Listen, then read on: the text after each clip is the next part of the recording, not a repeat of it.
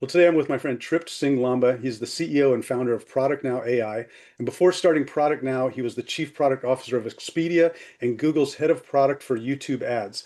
His startup Product Now AI is known as the AI operating system for product and engineering. And it's one intelligence system that connects every workflow, aligns every team, and accelerates product velocity. So, Tript, it's great to have you today. Thank you, Walter. Glad to be here. Well, let's start out with the problem that you're solving. I know that you were head of product. You said somewhere that you built the product for yourself. Is that correct? That's right. I vibe coded the first few versions for myself. The best way to think about this is I've lived the pain for 2 decades, and I finally said, this is enough. I should go solve for this. So the problem we solve is there's just a massive speed asymmetry in how software gets built today, right? If you think about it, AI transformed engineering completely. On one hand, you have vibe coding like Replit and Lovable. And on the other hand, you have IDEs like Claude, Copilot, Cursor. And engineers are shipping 3 to 5 times faster, 10 times faster. But everything upstream of code, the stuff that I ran, strategy, requirements, roadmaps, alignment, that's still done in a very old school, Hmm. legacy, archaic way. That still runs duct taped on meetings or documents, Slack threads, Gmail, spreadsheets. And a PM can spend north of 50% of their time on this coordination tax. And this causes engineering to accelerate, but the rest of the product org is the bottleneck. So you got teams that can build in a week, but they spend a month deciding why and what to build. You've got teams that are vibe coding 9 times, 10 times, but none of that gets deployed. It's languishing undeployed because it doesn't meet the business intent. The product side never got its copilot. And that is the problem we solve. Got it. Okay. Now I've also heard you say that like reduced times, like what's a typical time? It was like days down to minutes as far as like turnaround time on certain things. Can you talk about that a bit? Sure. So when we talk about intelligence and insights and context, we can see things that used to take 2 to 3 weeks now are always on, continuously refreshed, and is sub 2 minutes to fetch that information. For creation of artifacts, it could be a week to a month, depending on the mode.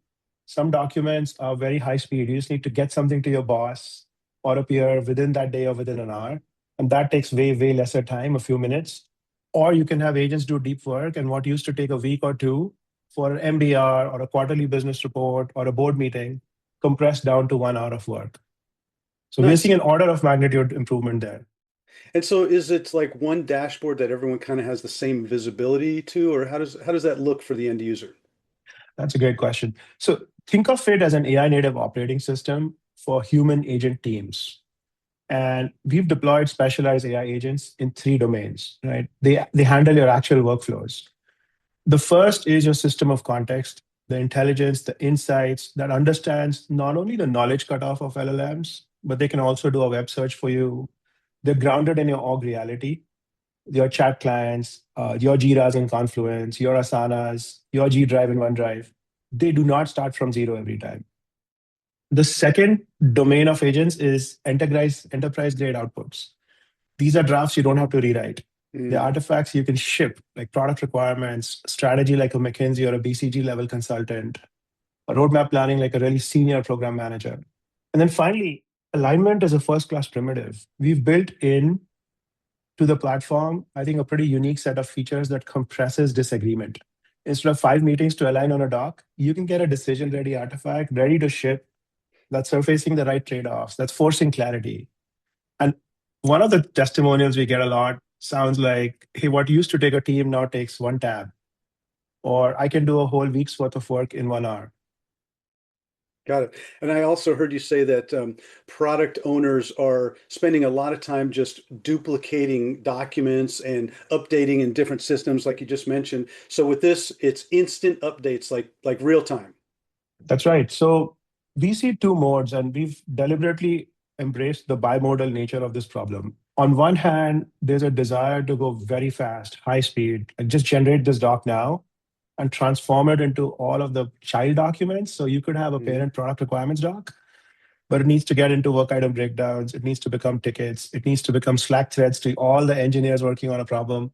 So we do that in a fairly autonomous way. And on the other hand, we have this high pride of authorship, requires extreme craft, judgment, where the agent works side by side helping you tune every section down to the last word.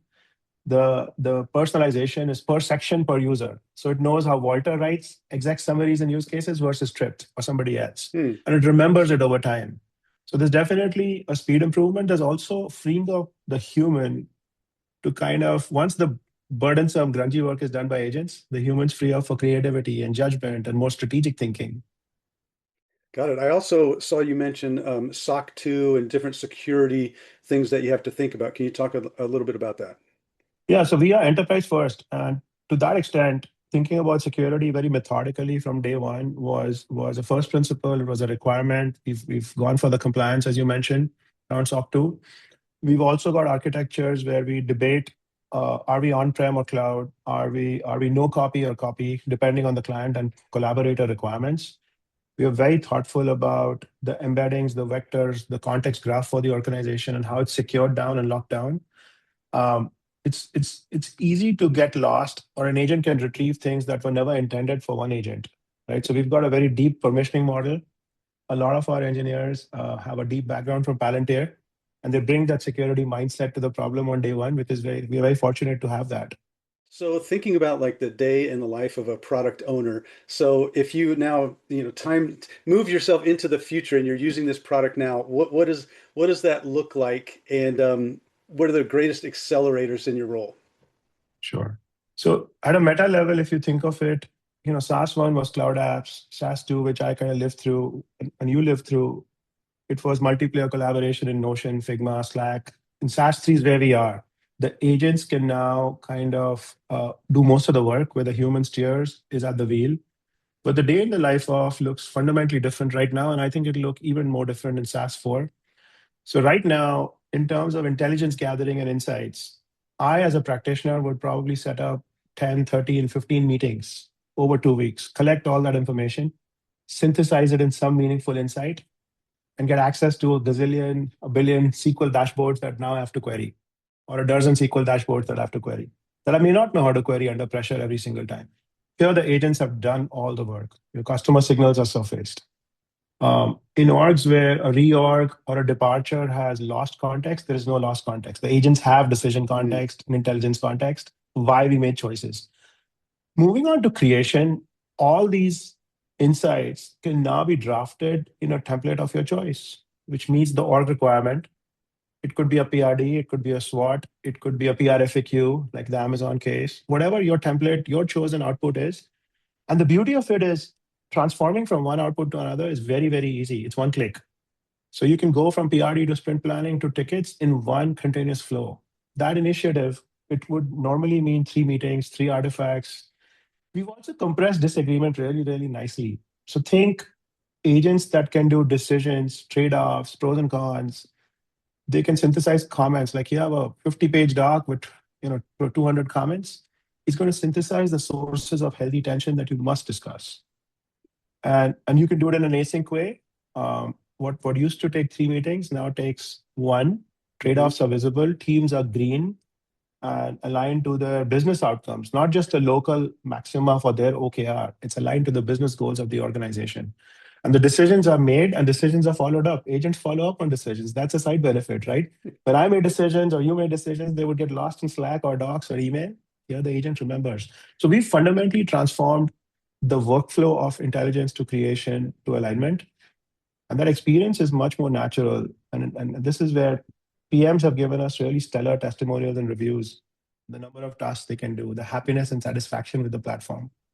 Let's talk a little bit about that. So, if there was a customer example without giving any names or anything like that, but if you just think of the before state and the after state, what would you say for one of your ideal customers? Yeah, so I think in terms of intelligence gathering, what used to take, this is a famous ads platform. Um, what used to take 30 PMs, about 2 to 4 weeks to synthesize across many, many, many advertisers, now takes less than an hour. They can come in and see their voice of customer in a dashboard that they can query, asking all sorts of questions with a very powerful agent interface. They can create those into artifacts by team, by user, by persona. Like what goes to your lawyer is different from your engineer and is different from your VP. And that creation is purpose built. People can talk to that new creation. Like, hey, what are the top three things that matter to me as an engineer? This is a long doc. I don't have time to read it. And, and we've taken the alignment process, and there's something magical about how humans align when you focus on what matters. And we've experienced this inside product now. While we dog food our own development, we've experienced this in microcultures where there's just a fundamental capacity gap product is not meeting, right? Your strategic ambition exceeds your product capacity. And anytime you have that environment, they love this kind of AI augmentation on alignment. Cool. So So the benefits to the businesses and your ideal customers is much faster releases and less headaches and capturing all the knowledge and not losing anything, having the context, everything like that. 100%. So velocity for sure. And we've seen this in the meta programming of AI agents in the coding environment. In addition to velocity, we've started getting some interesting kudos around this helped me institutionalize excellence in an organization, right? Every now and then, people write docs and do workflows in their own way. The agents do everything in the same way. That's the beauty Mm, of it. So you've kind of like built a playbook and it's repeatable. And the one thing that we've started sniffing and experiencing recently is most orgs do not have AI native talent. I mean, you're a boutique niche recruiter for the top who's and who's of the valley. Finding AI native talent, which has experience, is grounded in skills, is very, very hard. hmm. But what if we can give them a set of agents that behave like an AI native PM at a FANG? And we do that. We do evals, we do AI PRDs, we do a bunch of that stuff. So you can take your old school org and make them AI first, if not AI native, on day one within 30 minutes. And that's something that we're experiencing a lot more in the last couple of months. Cool. So talking about organizations and sizes and everything, what's the ideal prospect size for you? Do you have to have a certain number of team members before it gets so complex that you must have your service, or can anybody benefit from it? We've seen single player kudos, right? People who just use it to get their stuff out, and definitely a lot of friends who work with us to co-create it in that mode in Q4. But the ideal prospect or the ideal ICP is a company with 50 plus engineers where product, program, strategy, project is the constraint on shipping speed. Specifically, we work really well with product led enterprises and companies where the PM to eng ratio is already stretched, where the backlog of work is so big that it exceeds capacity, right? Leadership is bored or leadership is asking, why are we going slow? Like, even though Eng can go fast, of course, engineering can go fast. So think Series C through Fortune 100. Our design partners right now are across verticals. So we have fintech, we have retail, we have B2B, B2C. It's not about vertical or industry. It's that they have more product ambition than product capacity.